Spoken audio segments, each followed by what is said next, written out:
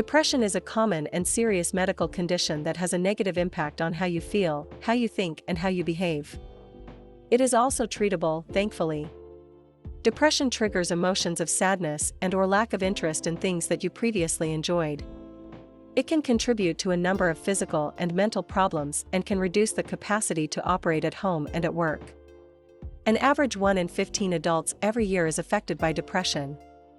And at some point in their life, 1 in 6 people will experience depression.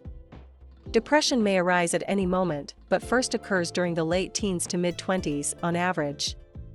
Women are more vulnerable to suffer from depression than men. Some statistics confirm that in their lifetime, 1/3 of women would suffer a major depressive episode. If you believe that you might have undiagnosed depression, please contact a psychiatrist or a mental health specialist. In the next few minutes you will hear 8 things you do when you are depressed. Thinking about the past. If people with depression spend as much time thinking about the present as they do about their past, their mood will shift significantly for the better. Indeed, many people with depression are ruminating on the struggles they have encountered, relationships that have not went far, and other challenges and traumas in their lives. Although it can be beneficial for a certain degree of analysis, there is a stage where it is no longer efficient. In fact, continuously reminding ourselves about times that have been difficult might potentially stimulate negative self-talk that makes it more likely for us to repeat the same errors again. In addition, people with depression typically concentrate on unpleasant experiences themselves rather than on the skills they utilize to deal with them at the moment or adjust their situation for the better. Lack of structure.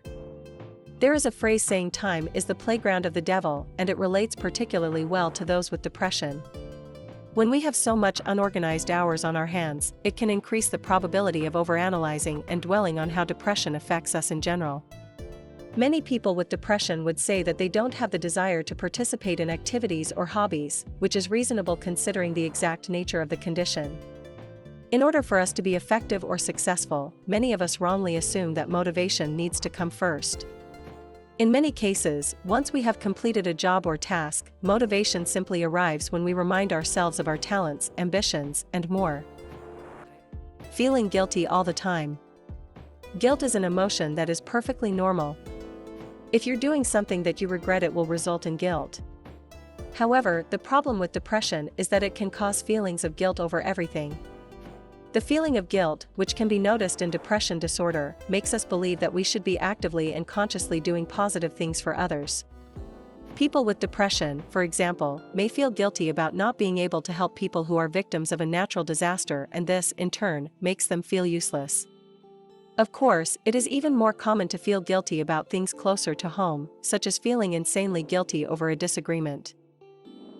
Lack of hobbies. Unfortunately, many people with depression have been detached from activities they once enjoyed. Not only does reconnecting with hobbies help us feel more connected with our authentic selves, it breaks the vicious cycle of wasting time and then feeling bad that in the first place we wasted time. Not sure where to begin? You can create a list of hobbies you enjoyed once and reintroduce any of them into your daily routine, even though it's just half an hour long. Not wanting to leave the house.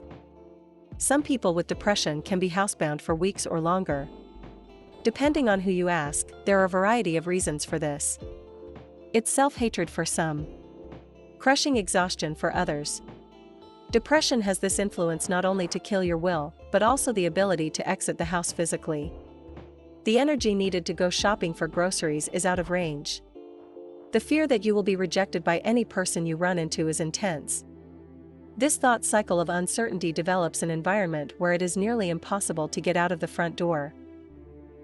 Being convinced everyone hates you. Some people will like you in life, and some people won't. This is normal, right?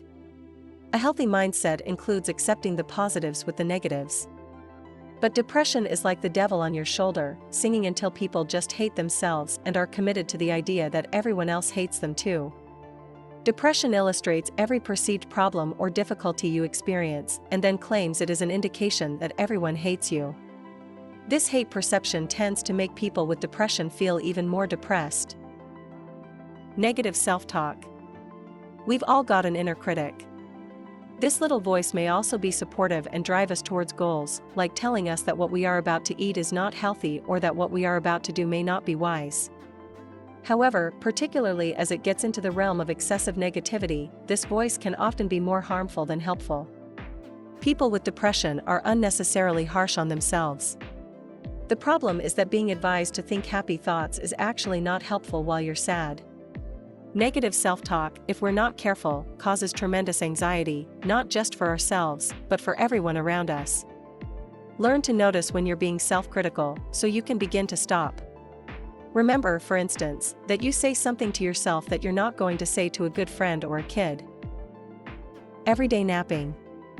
People need to sleep for about 8 hours a night, right? Well, for most, it may be accurate, but it might be difficult for people with severe depression not to sleep all day. Often, as people with depression wake up, they don't feel rested at all. They feel like they haven't slept. They don't have energy because they're all asleep. This contributes to nap after nap after nap, with no amount of sleep that seems to provide a sense of rest. Depression can be an extremely painful mental disorder.